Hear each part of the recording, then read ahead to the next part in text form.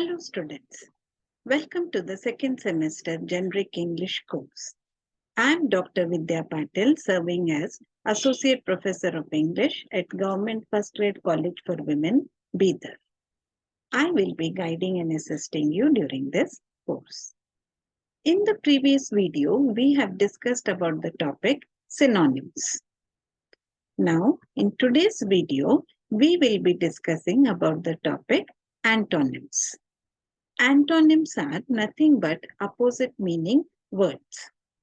Again, having a good idea about which are the appropriate opposite meaning words will help you improve your fluency in the language.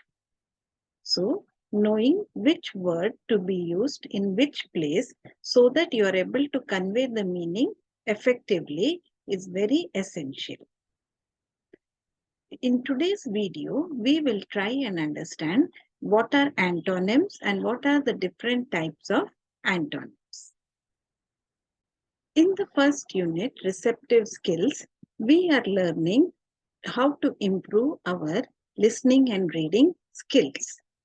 One of the important topics which we need to understand here is antonyms. Antonyms are words which mean opposite to the given word. For example, hot and cold, good and bad. Antonyms can be all types of words such as verbs, nouns, adjectives, and even prepositions. Knowing how to use the antonyms properly can improve your writing skills as well as your fluency and ability to communicate in English language. Antonyms are words which have opposite meanings. They are also called as counter terms. The word antonym comes from a combination of two Greek words, anti, which means opposite, and onym, which means name. This comes from the root word onoma, which means name. So the word antonym is in itself an antonym because it is the opposite of the word synonym. Synonyms mean same meaning words and antonym means opposite meaning words. Antonyms play an important role in making us to write or in helping us to write effectively. When we place opposites together, the differences get highlighted and this makes these individual words much more stronger in meaning. So some of the ways in which we can use these antonyms are firstly to compare two separate things and draw attention to them. For example, if we are discussing about life in urban area versus life in the rural areas, instead of just telling about these different differences, it will make it much more easy if we can use words such as quiet for rural life, noisy for urban life. There are few people in rural areas and many people in urban areas. So, quiet and noisy, few and many. These are pairs of antonyms, which helps to compare two separate different things. Antonyms can also be used to describe something which is not easily explainable. For example, if we want to describe someone as arrogant, it would be better if we can use words such as not modest or not humble. Modest and humble are the antonyms of the word arrogant. So, when we use not modest or not humble, we draw attention to the fact that the person does not have these qualities. In this way, antonyms help to enhance our persuasive writing and strengthens the meaning of the words. Antonyms are also used as an antithesis. Antithesis is a literary device which gives the or explains the meaning by showing the power of opposites when they are placed near each other. Antonyms draw attention to things which are different and then enhances the meaning by showing their difference. One of the most famous examples of antithesis is Neil Armstrong's real life quote when he landed on the moon. He said, "This is one small step for a man, one giant leap for mankind." So, here we find two different pairs of antonyms, small and giant, step and leap. By putting these opposite words of small step and giant leap together in the same sentence, the meaning of the sentence gets enhanced and becomes much more significant. Let us now try and understand the different types of antonyms. Antonyms can be basically divided into or classified into auto-antonyms, complementary antonyms, converse antonyms, and graded antonyms. Let us try and understand each one of them. Auto-antonyms. Auto-antonyms are words which have two meanings, including one which has an opposite meaning. Auto-antonyms are also known as contronyms and Janus words. Let us take, for example, the word dust.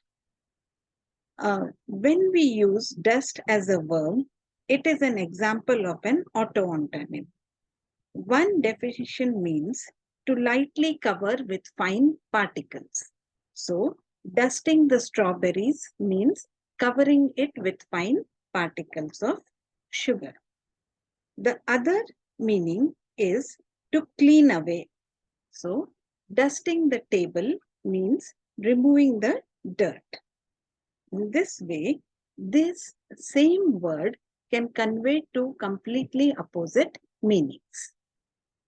The next type of antonyms which we need to understand are complementary antonyms. They are also known as direct antonyms or contradictory antonyms. Complementary antonyms are related words but which are absolute opposites. They exist independently from one another and do not need the other term to have meaning or to have their meaning. Some of the examples of complementary antonyms include dead and alive, night and day, male and female, on and off. Third type of antonyms are converse antonyms. They are also known as relational antonyms. They are closely related words which cannot exist without each other.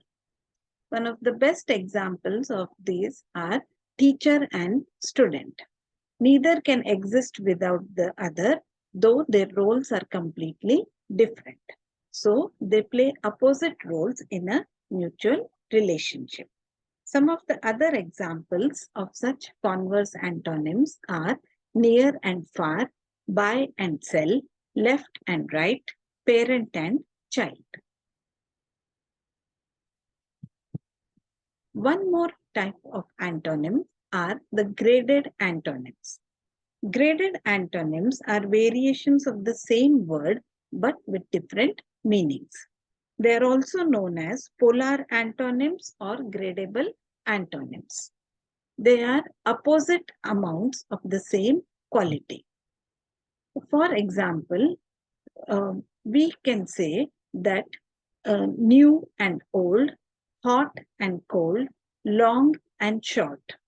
So here we find that though they may all be talking about the same thing, the meaning which is being conveyed are completely opposite to each other.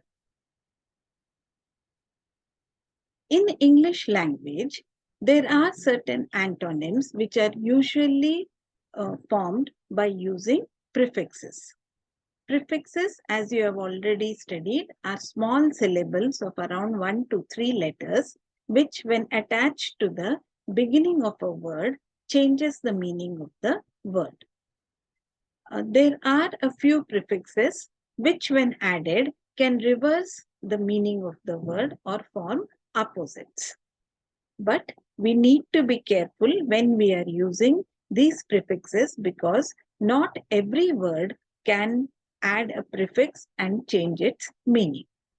So, we should also pay attention to the spelling sometimes, as a letter may get doubled and the pronunciation may vary. Some of the common prefixes which are used to form antonyms are dis, dis. When it is added to a word like honest, it becomes dishonest, which is an antonym. Appear, disappear. Agree, disagree. Similarly, another prefix which is added to form antonyms are il. Logical becomes illogical. Legal becomes illegal. Responsible becomes irresponsible. We also have prefixes such as in or im, which again help to form antonyms. For example, possible becomes impossible, decent becomes indecent, discreet becomes indiscreet. Similarly, when we add the prefix non, non, then a word like believer becomes non-believer, linear becomes non-linear. When we add mis, then lead becomes mislead, behave becomes misbehave, fortune becomes misfortune. Similarly, when we add mal, then function becomes malfunction, nutrition becomes malnutrition, and adaptive becomes maladaptive. Another prefix which is usually added to form antonyms is un. Important becomes unimportant, necessary becomes unnecessary, and likely becomes unlikely. So, we can use such prefixes to add to the root word in order to form antonyms. Some of the common antonyms are there for you to read on your screen. I'm sure you must have come across these words. For example, above, below, argue, agree, attack, defend, arrival, departure, day, night, dead, alive, death, birth, empty, full, floor, ceiling, moderate, extreme, near, distant, occupied, vacant, odd, even, save, spend. There are a huge list of words which you can find and you can improve your vocabulary by learning these different antonyms. In this video, we have understood what are antonyms, why they are used, and the different types of antonyms. We have also learned how antonyms can be formed by adding prefixes. This will help you improve your vocabulary and develop your proficiency in using the English language. I hope you like this video. Thank you.